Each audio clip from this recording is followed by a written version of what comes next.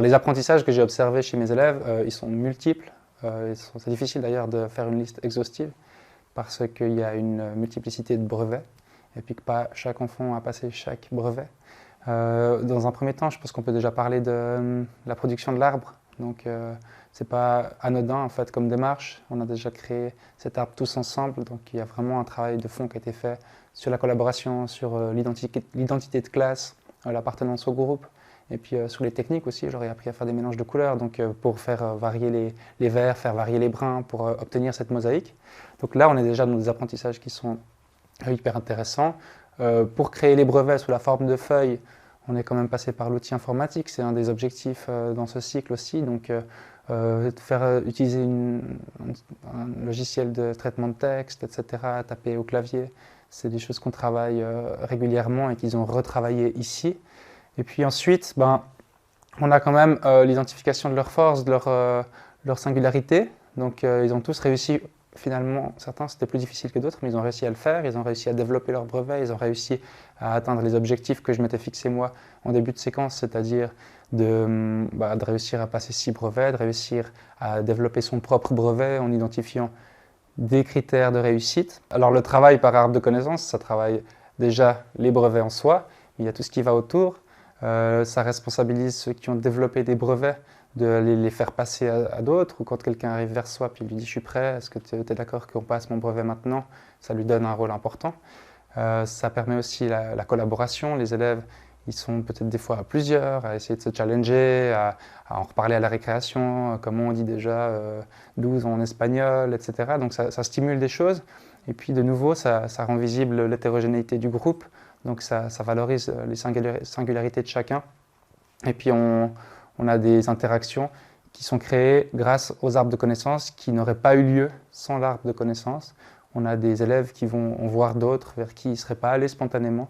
Donc on a quand même, ça crée aussi des interactions autres, ça casse un petit peu certaines routines ou en tout cas certains mécanismes qui peuvent prendre place dans la classe. Et puis c'est aussi ça qui est intéressant dans le travail par arbre de connaissances. Il y a aussi une démarche de différenciation derrière un arbre de connaissances, c'est que certains élèves, de simplement réussir à faire leur brevet, créer un exposé sur une thématique, en fait c'est déjà ça, c'est déjà un objectif qui est super.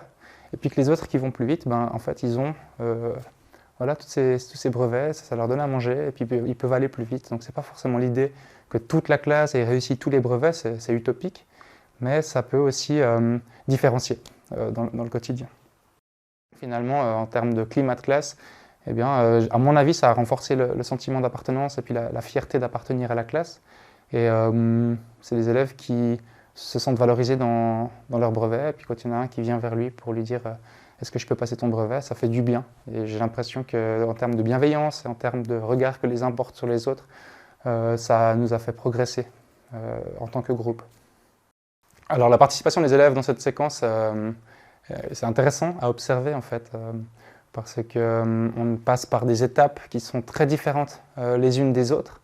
On passe par des étapes de création, on passe par des étapes où il faut identifier des choses qui ne sont pas si simples forcément à identifier. Certains élèves ils sont absolument passionnés par certaines choses, puis d'autres moins. Donc de se dire qu'est-ce que j'ai que les autres n'ont pas, ça a été difficile. Donc là, c'est une participation où les modalités de travail dans le processus sont très différentes les unes des autres. Donc on peut observer que dans telle modalité, la participation des élèves, elle est comme ci.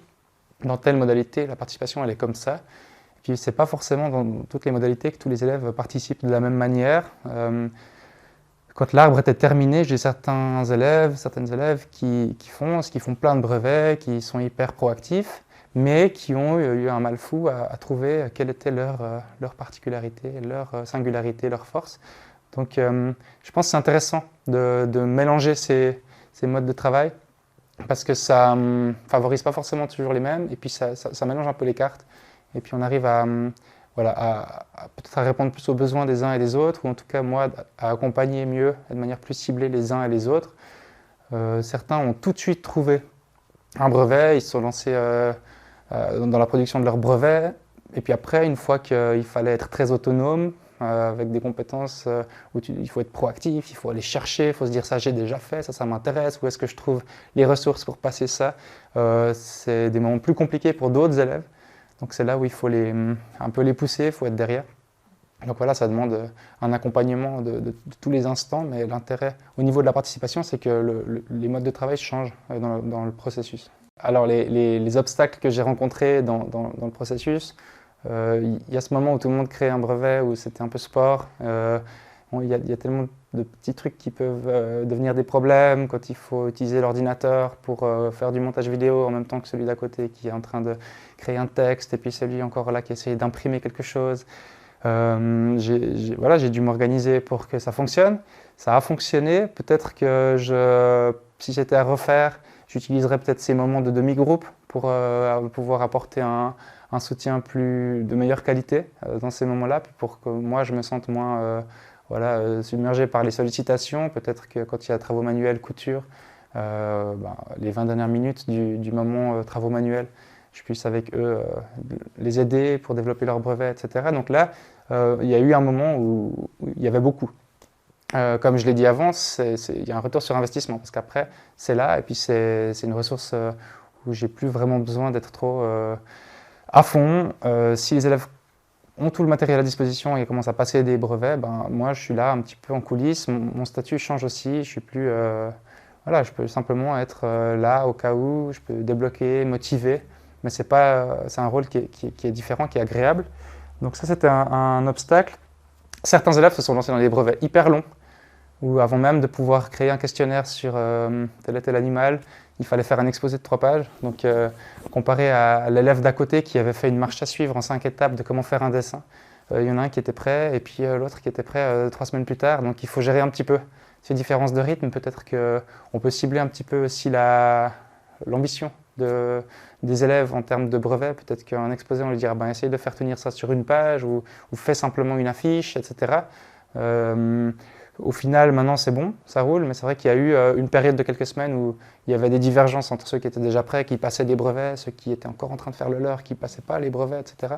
Donc voilà, c'est des petits réglages, c'est pas grave, parce qu'en fait, ceux qui étaient en train de faire leur exposé de 6 pages, en fait, ils apprenaient aussi énormément de choses. Mais peut-être cibler qu'en 2-3 semaines, tout le monde ait réussi à ficeler son brevet.